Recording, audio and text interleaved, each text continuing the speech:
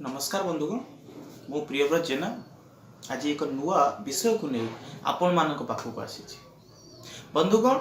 ओडिया साहित्य जगत को परिपृष्ट करिथिबा महामुनिषी मानक मध्य विदग्ध कवि अभिमन्यु सामंत सिंहार अन्यतम। विदग्ध कवि अभिमन्यु सामंत सिंहारंकर लेखनी मुनरु विदग्ध चिंतामणि भली महाकाव्य प्रेम चिंतामणि भली स्मृति मधुर काव्य कविता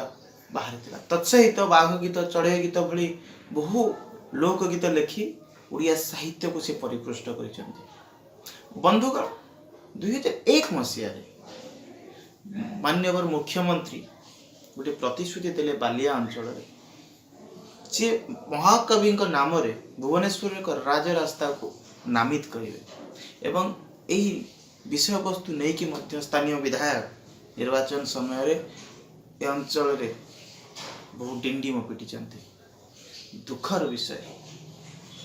संख्या लोकों को संतुष्ट करने निजर राजनैतिक अभिप्सा पूरण करने विजु जनता दल एवं मुख्यमंत्री नवीन पट्टनायक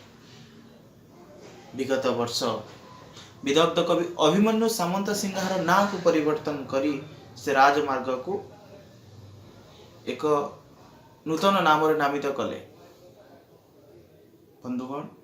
आमे जो ना एबे नामित है आमे ताको विरोध करूना परंतु कहबार कथा है भुवनेश्वर अनेक रास्ता अच्छी अनेक कॉलेज अच्छी अनेक विषय वस्तु अच्छी आपण से महामुनिषी ना आउ कोटी करि परथांते परंतु ए अंचल रो प्रतिश्रुति दे आपण जो भली भाव रे माटीर कवि ए जातिर कवि को अवमान करिसंती आज बालिया अंचल जवाब मागुची